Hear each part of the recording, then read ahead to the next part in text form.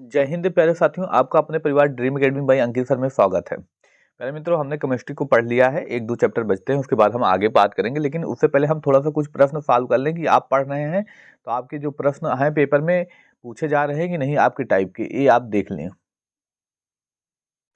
जैसा कि आप सभी को पता है, हम 200 प्रश्न कर चुके हैं। आज 200 प्रश्नों के आगे हम बात करेंगे। आज हमारी ये प्रश्नों की श्रृंखला की आखिरी क्लास होगी।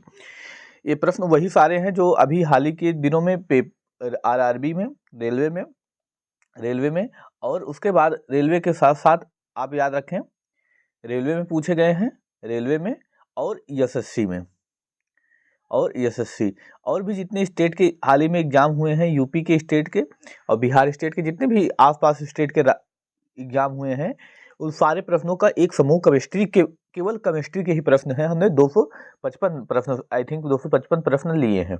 255 प्रश्नों को हम सॉल्व करेंगे। चलिए आइए हम बात करते हैं 201 नंबर के प्रश्न पर।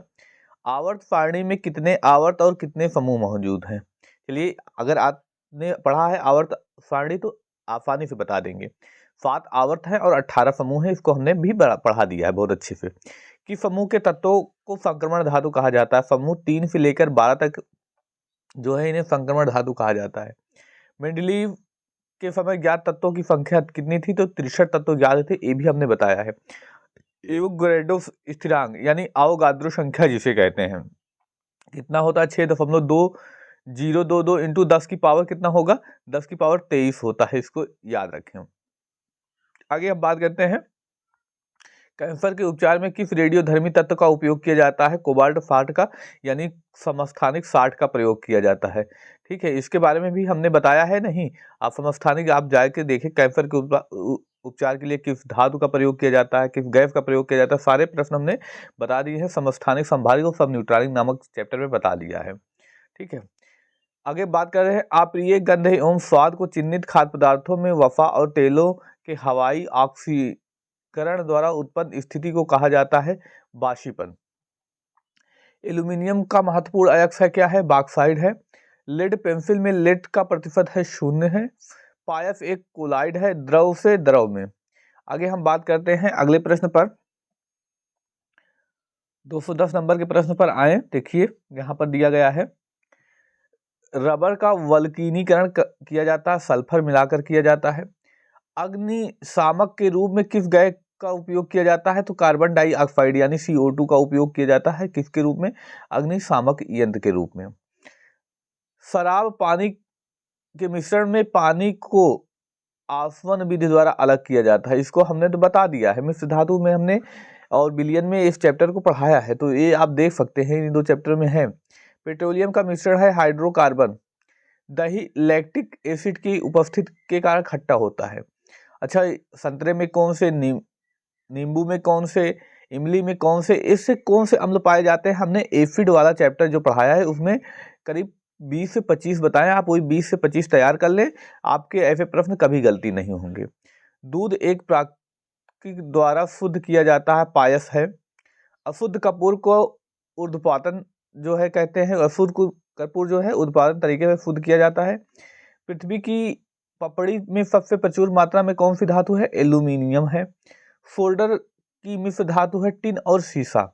इसको मिश्र धातु वाले चैप्टर में आप पढ़ें। मिश्र धातु क्या, मिश्रण वाला चैप्टर में आप जब जाएंगे तो उसी में हमने मिश्र धातु के बारे में भी बता रखा है, किस धातु, मिश्र धातु के बारे में। 8 से 9 है, उनको 8 से 9 तैयार कर लें, आप ये सब प्रश्न कर जाएंगे।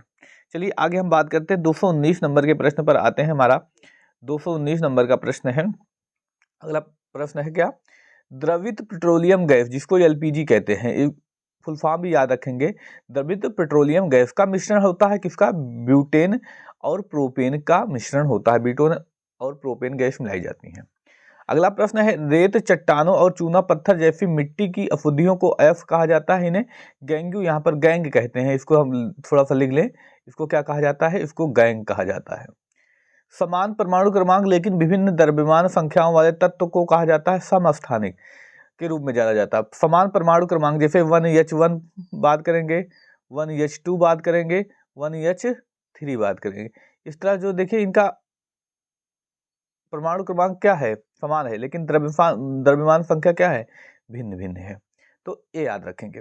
वह प्रतिक्रिया जिसमें ऑक्सीकरण की और क्या है, वह प्रक्रिया जिसमें ऑक्सीकरण और कमी एक साथ होती है, रेडॉक्स अपक्रिया। ठीक है, ऑक्सीकरण और अपचयन अपक्रिया एक साथ होती है, उसे क्या कहा जाता है, रेडॉक्स अपक्रिया। इसको जस्ट हमने लास्ट टॉपिक में पढ़ाया, अपक्रिया में लास्ट अपक्रिया भी हमने ये पढ़ाई है। उसके बाद हम प्रश्नों को ही सॉल्व कर रहे हैं। उस प्रतिक्रिया का नाम बताइए जिसमें एसिड बेस के साथ प्रतिक्रिया करके नमक और पानी बनाता है, उदासीनीकरण अपक्रिया। इसमें हम बात किए थे एसिड और बेस यानी अम्ल और क्षार। अम्ल और क्षार को मिलाया जाएगा तो एक दूसरे के प्रभाव को खत्म करेंगे और लवण बनाएंगे और जल बचाएंगे। ठीक है, तो हमने इसके बारे में बताया था। जैसे हम मान लेते हैं क्या है, एसिड मान ले NaOH क्या है, एक NaOH एक एसिड है और इसमें अम्ल मिला दिया जाए HCl, तो ये क्या बनाता है, देखिए NaCl यानी नमक बनाता है और क्या बनाएगा, जल बनाएगा। इसे उदासीनी अपक्रिया कहते हैं। बहुत पूछी जाने वाली अपक्रिया है, सबसे इंपॉर्टेंट अपक्रियाओं में एक है, इसको याद रखेंगे। रासायनिक रूप से मिल्क ऑफ मैग्नीशिया किसे कहा जाता है, मैग्नीशियम हाइड्रोक्साइड को कहा जाता है। रेशम फाइबर रासायनिक रूप होते हैं, प्रोटीन के होते हैं। इलेक्ट्रॉन प्राप्त करने की प्रक्रिया को कहा जाता है इलेक्ट्रॉन की कमी होना। इलेक्ट्रॉन जब ग्रहण हो करता है, मिल लेता है, तो उसको कहते हैं कमी रहती है तभी लेता है। आगे हम बात करते हैं, चलिए अगले प्रश्न पर बात करें। प्रश्न क्या है, न्यूलैंड के अष्टक नियम के अनुसार प्रकृति में कितने तत्व मौजूद हैं, 56। जब न्यूलैंड ने अपना जो है अष्टक का नियम दिया उस समय कितने तत्व मौजूद थे, 56 तत्व मौजूद थे। सल्फर की परमाणुकता क्या है, बहुपरमाणविक है, इसको याद रखें। ऑक्सीजन के साथ मिश्रित कौन सी अक्रिय गैस प्रतिबंधित श्वास पीड़ित रोगियों को दी जाती है, हीलियम दी जाती है। आधुनिक रसायन विज्ञान के जनक के रूप में किसे जाना जाता है, तो एंटोन लावोसियर को कहा जाता है, इसको याद रखेंगे। उस धातु का नाम बताइए जिसे चाकू से आसानी से काटा जा सकता है। लिथियम होता है, सोडियम होता है, पोटेशियम होता है। सबसे ज्यादा जो पूछा जाने वाला है सोडियम पूछा जाता है, इसको आप याद रखेंगे। उसके बाद लिथियम और पोटेशियम भी पूछा जाता है। ये तीन ऐसी धातु हैं जिनको चाकू से काटा जा सकता है। प्रोपेन का आणविक सूत्र C3H8 होता है। के अनुसार तत्व गुण और उनके परमाणु द्रव्यमान के आवर्त फलन होते हैं मेंडलीफ के आवर्त नियम के अनुसार। न्यूलैंड के अष्टम नियम में अंतिम तत्व कौन सा है, थोरियम। एक भी पूछा गया है पेपर में, अभी जस्ट कुछ दिन पहले रेलवे का पेपर समाप्त हुआ, उसी में पूछा गया था, बताइए थोरियम। थोरियम के बारे में पूछा गया था। चलिए आगे हम बात करते हैं। C12 H22O11 में को किस नाम से भी जाना जाता है, तो चीनी का फार्मूला होता है C12 H22O11। किसका फार्मूला होता है, तो हम बता देंगे चीनी का फार्मूला होता है। लाफिंग गैस के रूप में लाफिंग गैस का रासायनिक नाम क्या है, नाइट्रस ऑक्साइड। ठीक है, इसको याद रखेंगे। नेल पॉलिश रिमूवर में होता है एसीटोन। एसीटोन को क्या मिलाया जाता है, एसीटोन मिलाया जाता है। अगला प्रश्न है, ब्लैक रंग रोग में काम करने वाले लोगों में होता है कोयला खदान। एक कोयले खदान में काम करने वाले लोगों में हो जाता है क्या, ब्लैक लंग रोग। किस कोयले के रूप में किस कोयले को के रूप में जाना जाता है, भूरा कोयला। भूरा कोयला किसे कहा जाता है, तो लिंग्राइट को। जिसे आमतौर पर चूना पत्थर कहा जाता है, कैल्शियम कार्बोनेट को, इसको याद रखेंगे। सूखी बर्फ ठोस कार्बन डाइऑक्साइड है। सूखी बर्फ किसे कहते हैं, ठोस CO2 को सूखी बर्फ कहा जाता है। इसका उपयोग जो होता है इलाज के लिए किया जाता है, किसी अंग को शून्य करना हो उसमें किया जाता है। जब मान लीजिए किसी अंग से ब्लड बह रहा है, ब्लड को रोकने के लिए भी इसका उपयोग किया जाता है। आग धोने में इस्तेमाल किया जाने वाला एसिड है बेरिक एसिड। आग धोने में इसका उपयोग किया जाता है। आगे हम बात करते हैं अगले प्रश्नों पर। हमारा अगला प्रश्न है, हाइड्रोक्लोरिक एसिड को म्यूरेटिक एसिड के रूप में भी जाना जाता है। जल गैस कार्बन मोनोऑक्साइड और हाइड्रोजन गैस का मिश्रण होती है। चूने के पानी का सूत्र क्या है, CaOH का होल ट्वाइस कहते हैं। एक सामान्य व्यक्ति रक्त का pH मान कितना होता है, तो 7.35 से लेकर 7.45 तक होता है। आप ये कह सकते हैं 7.3। पेपर में अक्सर पूछा जाने वाला जो 7.3 ही पूछा जाता है। आगे हम बात करते हैं अगले प्रश्न पर। नेफ्थलीन का मुख्य स्रोत क्या है? कोल टार है। नॉन स्टिक रसोई के बर्तन से लेपित होते हैं, किससे? टेफ्लॉन से। माचिस की तीली में होता है, क्या होता है? तो बता देंगे लाल फास्फोरस होता है। तरल अवस्था में पाई जाने वाली अधातु कौन सी है? तो बता देंगे ब्रोमीन होती है। स्याही के दाग को हटाने के लिए किस अम्ल का उपयोग किया जाता है? तो ऑक्सैलिक अम्ल का प्रयोग किया जाता है। इटाई रोग के कारण बनने वाली धातु कौन सी है? कैडमियम। हालांकि इसको हम बायोलॉजी टॉपिक में पढ़ते हैं, इटाई रोग के बारे में वहां पढ़ लेंगे, बायोलॉजी में पढ़ लेंगे। अभी हम बायोलॉजी पढ़ नहीं रहे हैं, बायोलॉजी के लिए भी हम क्लासेस लेने वाले हैं। साधारण नमक का रासायनिक नाम सोडियम क्लोराइड है।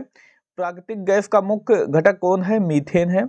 मोमबत्ती को बनाने के लिए इस्तेमाल किया जाने वाला पैराफिन मोम प्राप्त होता है, कहाँ से प्राप्त होता है? तो इसको हम बता देंगे पेट्रोलियम से प्राप्त होता है। तो हमने कुल मिलाकर 1 से लेकर 250 प्रश्न ऐसे सॉल्व किए।